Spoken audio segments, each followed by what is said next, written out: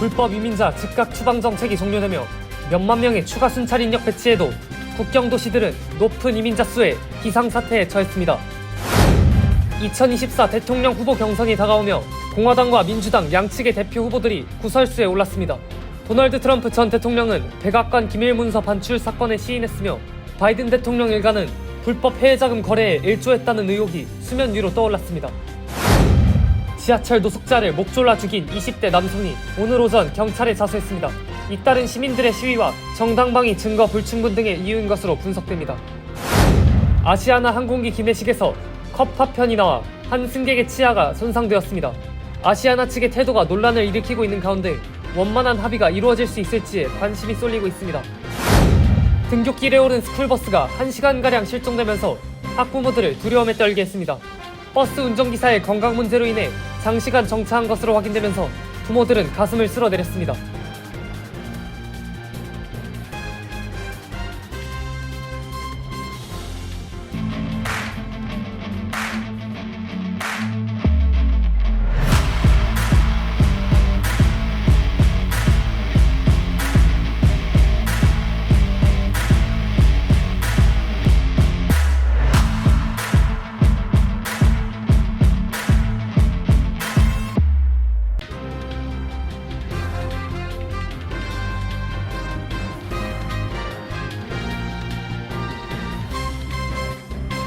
여러분 안녕하십니까? KBTV 뉴스9 이창원입니다. 어제부로 불법 입국자를 즉각 추방하도록 한 트럼프 전 행정부의 타이틀 42 행정명령이 종료됐습니다. 현재 미국과 멕시코 국경에는 법 집행 인력과 순찰대 수만 명이 배치됐음에도 불구하고 밀려드는 이민 행렬의 국경 도시들이 허덕이고 있습니다. 오늘의 첫 번째 소식 김은지 기자가 전해드립니다. 코로나19 확산 방지를 명분으로 2020년 3월 도입된 불법 입국한 망명 신청자를 즉각 추방하는 정책인 타이틀 42 정책이 12일 0시를 기해 효력을 잃었습니다. 타이틀 42 정책은 육로 국경을 넘은 불법 입국자를 적발해 즉시 추방하고 망명할 기회를 주지 않도록 하는 내용입니다. 트럼프 행정부 당시 질병통제예방센터 CDC는 밀집도가 높은 국경 수용시설에서 코로나19 확산을 억제해야 한다며 이 정책을 시행했습니다. 타이틀 42 정책 시행 기간인 2020년 3월 이후 최근까지 불법 입국으로 적발돼 멕시코로 쫓겨난 이민자는 280만 명에 달합니다. 이미 미국과 멕시코 접경 지역에는 망명 혹은 인도주의적 입국을 신청할 것이란 희망을 품고 국경을 넘으려는 중남미 이민자들이 몰려들고 있습니다.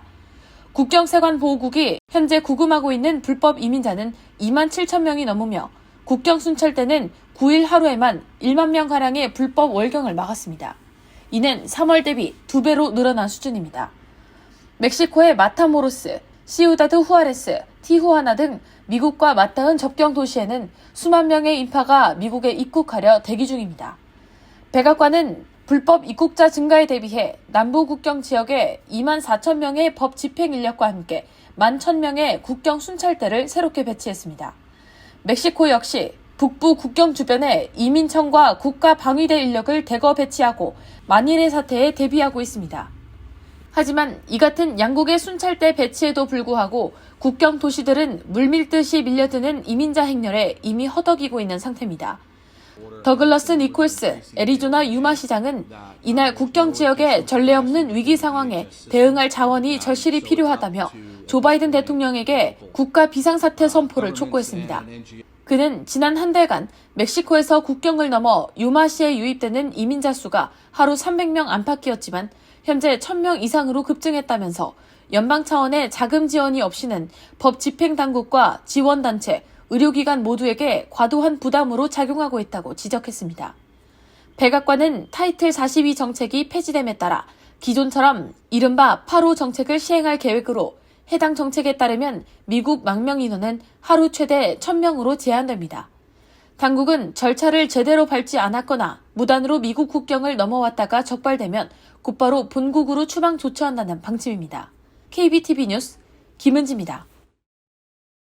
잇따른 기소로 인해 이후 행보에 관심을 받고 있는 트럼프 전 대통령이 이번엔 백악관 기밀 문서 반출 의혹에 시인했습니다. 허나 그는 자신이 가져간 문서가 기밀 해제가 된 개인 기록물이라며 불법이 아니라는 주장을 펼쳤습니다. 이에 질세라 공화당 의원들은 바이든 대통령 일가가 불법 해외 자금 거래에 일조했으며 이를 은폐하려 했다고 밝혔습니다. 다가오는 2024 대선을 대비해 양측 당원들이 여론몰이를 시작한 것으로 보입니다. 강점희 기자의 보도입니다. 도널드 트럼프 전 대통령이 백악관 기밀 문서를 반출했다는 의혹을 시인하며 기정사실화시켰습니다. 지난 8월 8일 트럼프의 플로리다 마라라고 저택에서 300건 이상의 기밀 문서가 발견됐습니다.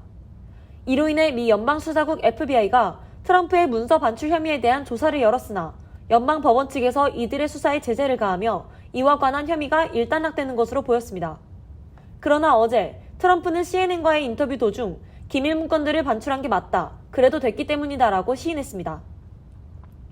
트럼프에 따르면 그가 가져간 문서들은 개인 기록물로 통상적으로 대통령 기록물법의 규제를 받는 대통령 기록물과는 차이가 있다는 겁니다. 그러나 대통령 개인은 정부와 관련된 기록물을 통제할 권한이 없기 때문에 반출된 문서들을 개인 기록물이라고 지칭하기에는 어려움이 있다는 해석입니다. 잭 스미스 법무부 특별검사는 이에 트럼프가 문서들을 측근들에게 보여줬을 가능성에 집중해 수사를 펼쳤으며 현재 다수의 증인과 대배심의 증언을 확보했다. 그가 문서를 어떻게 다뤘는지는 곧 밝혀질 것이라고 전했습니다. 바이든 대통령 또한 이러한 의혹들에서 벗어나지 못했습니다. 제임스 코머 연방하원 의원은 바이든의 둘째 아들 헌터 등의 바이든 일가족이 해외에서 수백만 달러를 받았다는 증거를 입수했다고 밝혔습니다. 코머 의원 등의 공화당 의원들은 바이든 일가와 중국, 루마니아 등에 위치한 법인들 간의 거래를 보여주는 10건의 은행 기록을 포함한 30페이지가 넘는 증서를 배포했습니다. 그들은 바이든 일가족이 자금의 출처를 은폐 시도하기도 했다고 덧붙였습니다. 의혹에 지목된 이들은 바이든의 둘째 아들 헌터 바이든과 그의 전 부인 및 현 부인, 큰아들 보 바이든의 부인, 남동생 제임스 바이든, 그리고 바이든의 손자입니다. 바이든 일가는 혐의를 전면 부인했으며 코머 의원에게 근거 없는 의혹을 퍼뜨리고 있다며 비난했습니다. 코머 하원 의원이 배포한 증서는 현재 진위 여부를 검토 중입니다. 한편 2024년 미 대통령 후보 경선이 다가오며 출마 후보들 간의 여론몰이 싸움이 시작될 것으로 전망됩니다. KBTV 뉴스 강정민입니다.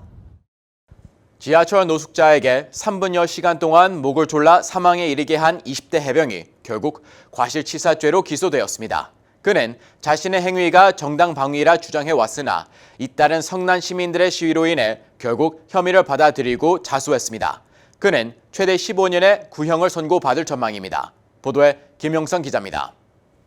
지하철에서 30세 노숙자 조던 릴리의 목을 졸라 숨지게 한 24세 해군 다니엘 페니가 오늘 아침 자수했습니다. 페니는 지난 5월 1일 뉴욕시 F 지하철 내부에서 시민들에게 고성을 지르던 노숙자 조던 릴리를 제압하기 위해 백초크를 걸었습니다. 일부 목격자들은 릴리가 탑승객들에게 협박을 했다는 증언을 더하기도 했습니다. 릴리가 어느 정도 진정된 후에도 초크가 계속되자 일부 시민들은 페니에게 그만두라고 말했으나 페니는 약 3분간 릴리의 목을 졸랐으며 그는 결국 사망했습니다. 당시 페니의 혐의는 정당방위로 처리되어 그가 아무런 처벌을 받지 않는 듯 보였습니다. 실제로 릴리는 지하철에서 체포된 전적이 여러 건 발견되며 페니의 행동을 일부 여론이 정당화하는 움직임 또한 보였습니다. 그러나 페니가 릴리를 3분여간 목 졸랐다는 사실이 공개되며 이에 분노한 시민들이 일어났습니다. 자신과 주변인들을 지키기 위한 행동이었다면 3분이나 다른 사람의 목을 조를 수는 없다는 주장에서입니다. 지난 며칠간 시민들은 뉴욕시 전 지역에서 시위를 펼쳤습니다. 시민들은 페니의 행동이 정당방위를 넘어서 인종차별적인 동기나 릴리가 노숙자였다는 사실에 의거해 일어났을 수도 있다는 의혹을 제시하며 그의 처벌을 요구했습니다. 일부 시민들은 지하철 정거장을 가득 메워 철로 위에 뛰어들어 일부 전철 운행을 중단시키는 등의 행위를 펼치며 경찰에 체포되기도 했습니다. 이는 페니가 릴리의 목을 조르기 전 경황을 보여주는 영상이 없기 때문에 페니의 정당방위를 인정하기가 어렵고 시민들의 시위가 거대해지는 양상을 띠며 여론이 한쪽으로 기울었기 때문인 것으로 분석됩니다. 페니는 현재 2급 과실치사 혐의로 기소되었으며 최대 15년 구형을 바라보고 있습니다. 이는 페니가 릴리를 고의로 죽인 게 아니며 그가 감정적으로 행동하던 와중 실수로 발생한 사고임에 기반을 두고 법정에 설 것이라는 의미입니다. 페니의 변호사는 다니엘 페니 씨는 훈련된 해군으로서 자신과 다른 지하철 탑승객들을 지키기 위해 나섰다. 자신의 안전보다 모두의 안전을 우선시했기 때문이다 라며 릴리의 죽음은 유감이다. 릴리의 죽음은 유감이나 고의로 발생한 일은 아니라고 항변했습니다. 페니는 오늘 아침 기소 인정 사실 절차에 들어갔으며 다음 주 중으로 대배심원 앞에 설 전망입니다. KBTV 뉴스 김용성입니다. 한 아시아나 항공 승객이 기내식을 먹던 중 혼입된 유리 파편에 의해 치아가 손상되는 일이 있었습니다. 항공사의 대응과 태도 문제가 도마 위에 올랐는데 이에 만족하지 못하는 승객과 합의가 전혀 이루어지지 못하고 있습니다.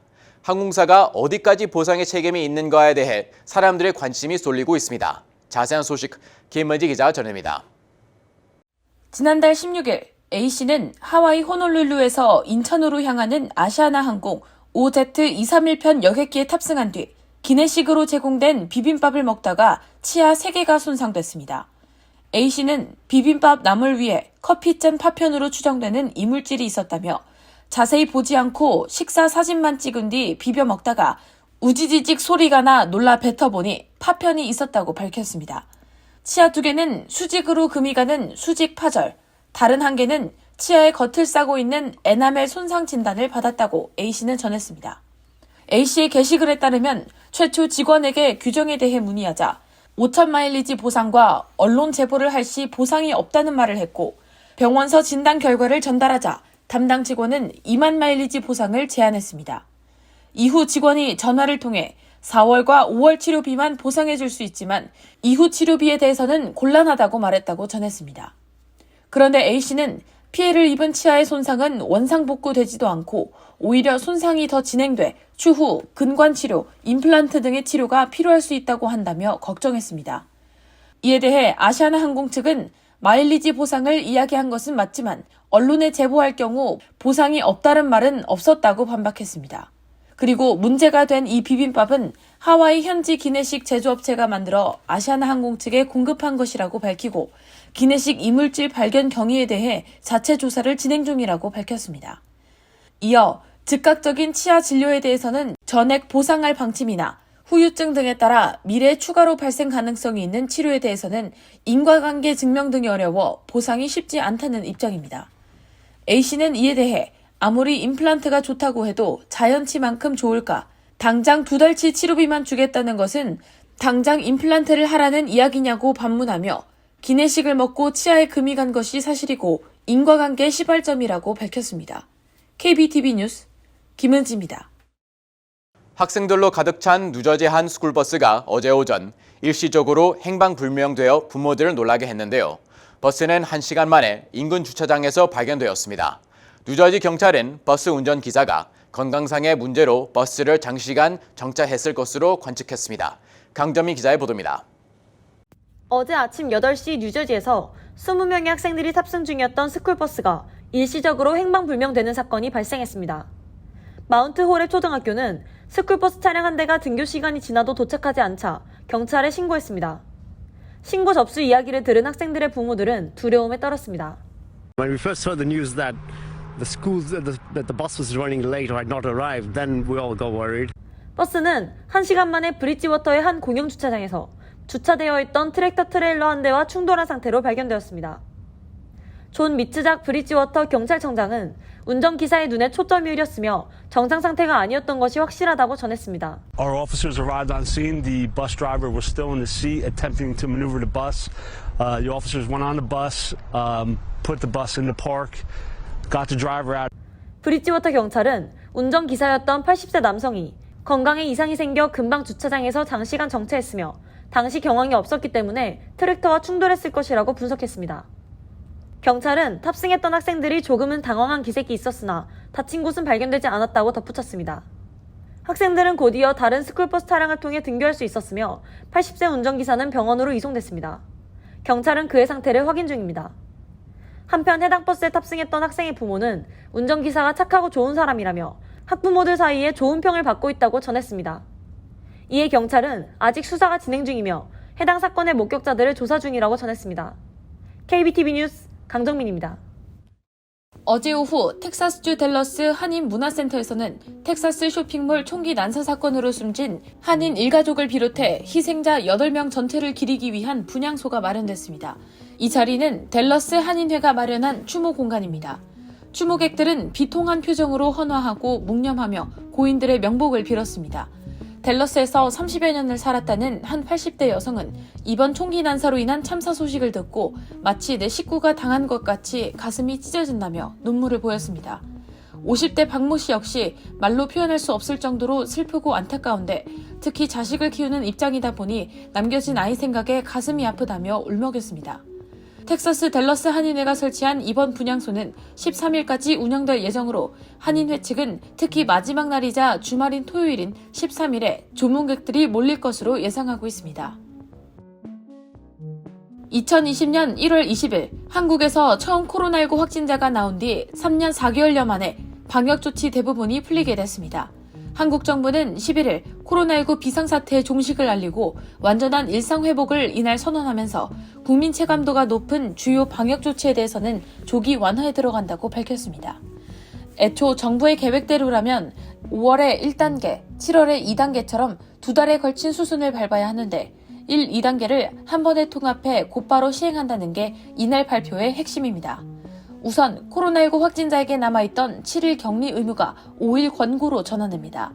다만 감염에 취약한 고위험군이 몰려있는 의료기관, 감염 취약시설은 적절한 격리 조치가 자발적으로 유지될 필요가 있다고 설명했습니다. 정부는 격리 의무가 사라진 뒤 확진자가 몸이 아픈데도 억지로 출근해 일하지 않도록 아프면 쉬는 문화 정착에도 나선다고 밝혔습니다. 의원이나 약국에서의 노마스크도 가능해집니다. 이곳에서의 실내 마스크 착용 의무가 전면 권고로 전환됩니다. 다만 환자가 많이 모이는 병원급 이상 의료기관과 입소형 감염 취약시설은 당분간 착용 의무를 유지합니다. 제니퍼 그랜홈 에너지 장관이 지난 11일 하원 에너지 상업소비 청문회에서 내달인 6월을 거론하며 우리는 방향을 전환하고 매입을 모색할 것이라고 말했습니다. 지난해 2월 러시아가 우크라이나를 침공한 이후 유가가 고공행진을 거듭하자 바이든 행정부는 연이어 전략 비축유 방출을 추진했습니다. 지난해 방출한 전략 비축유 규모는 1억 8천만 배럴로 사상 최대입니다. 이후 미국이 보유한 전략 비축유는 3억 7,200만 배럴로 1983년 이후 최저치를 기록했습니다. 바이든 행정부는 이후 유가가 배럴당 67에서 72달러를 밑돌거나 안정세를 유지할 때 비축유를 충당하겠다고 했습니다. 미국산 원유 가격은 11일 기준으로 2% 이상 하락한 배럴당 70.87달러였습니다. 미국 행정부가 거론한 기준을 충족합니다. 아시아나 항공이 현재 하루 한 편 운항하고 있는 뉴욕과 서울 노선에 11일부터 오는 9월 30일까지 최신의 항공기 A350을 추가로 투입해 야간편 운항을 주 3회 재개합니다. 야간편은 뉴욕발 서울행이 매주 월요일과 목요일, 토요일 0시 35분에 출발해 다음날 오전 5시 10분에 도착하며 서울발 뉴욕행은 매주 수요일과 금요일, 일요일 밤 9시에 출발해 같은 날 밤 11시에 도착하는 운항 스케줄을 갖고 있습니다. 이로써 아시아나항공은 낮과 밤에 더욱 편하게 이용할 수 있게 됐습니다. 아시아나항공이 야간편을 주 3회 증편함으로써 기존 주간편 주 7회를 포함해 총 10회로 늘어나 승객들에게 편안한 스케줄을 제공할 수 있게 됐습니다. 잠시 후 커뮤니티 브리핑을 전해드립니다.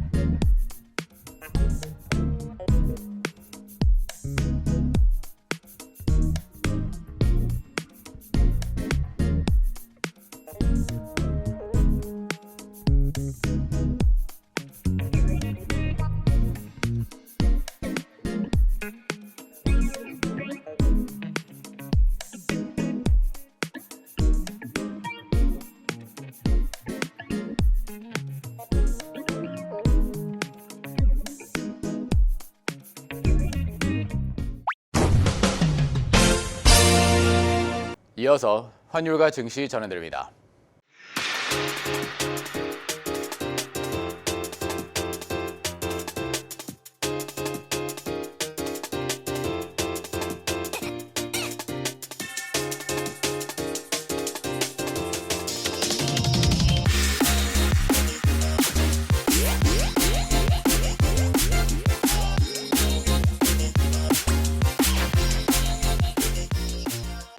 잠시 후 뉴욕과 뉴저지 날씨 전해드립니다.